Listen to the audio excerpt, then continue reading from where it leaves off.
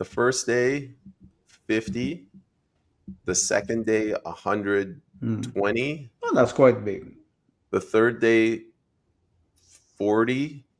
But I can't, like, the third day, this is just I'm going off my gut instinct. The first day in Gibson's, the people were in a state of panic. They're living in terror. Like, I think they're living paycheck to paycheck, and it had just clouded their ability Okay. to think critically, because they're just trying to survive. I don't blame that.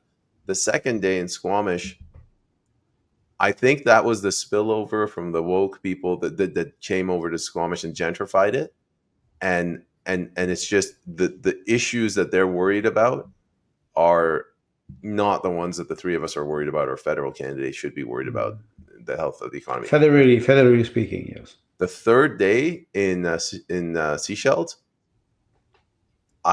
these are the people that I'd want to go to war with. Like, what is it saying? This is the guy you want to be fighting with you in a foxhole. Right. With or against? No. Oh, with. Okay. Wouldn't want to fight against them. Just for my understanding. Because they pitched it as 6 extinction level climate alarmism. It was on their website. Like, what are we going to do to prevent humanity? Did they wear a gas mask? Yeah, and I opened up. And they were fervent. Sorry?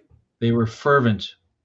Well, from the website. So when I started my speech, I said, the People's Party, we're probably not going to be ideologically aligned. I'm not going to gain a lot of friends, and I'm going to get a lot of boos. Hopefully, I won't get lynched. And the host was like, "There will be no boos here. There will be no lynching. We are here to listen."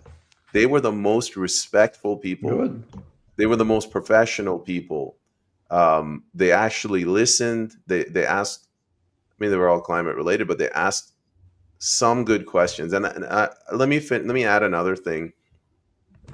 The second day was a write-off. Like, the way they asked the questions was very difficult to speak the truth. When you ask, what is your government going to do to make the roads safe here in Squamish? Where do you go from there, right? Other than no. The first short day, answer. Yeah, the first day there was a lot of bias. Like, one of the questions that was asked to me was very loaded. We've had, paraphrasing, we've had a perfect, fully publicly funded healthcare system.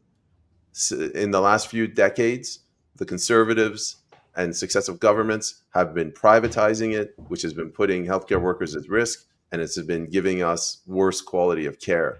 What will your government do to return healthcare to a fully public? That is just completely loaded, right? That's a union question. It is a union. Yes. Yeah. NDP.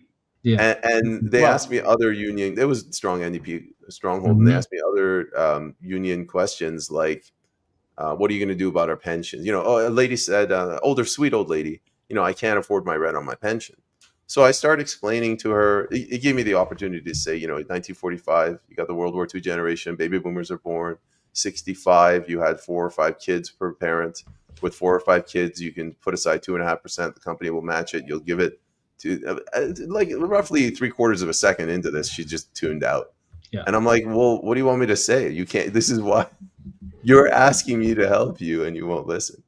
Yeah. But on the third day, the questions that they asked were like, they gave me enough latitude that I could answer them honestly. So, it was kind of like, what are we going to, what's your policy around climate change? If you pitch a question like that, you give latitude for the candidates to answer. But when you have a targeted question, whoever's asking that question is trying to help. It's close. They trap you. They try to trap you.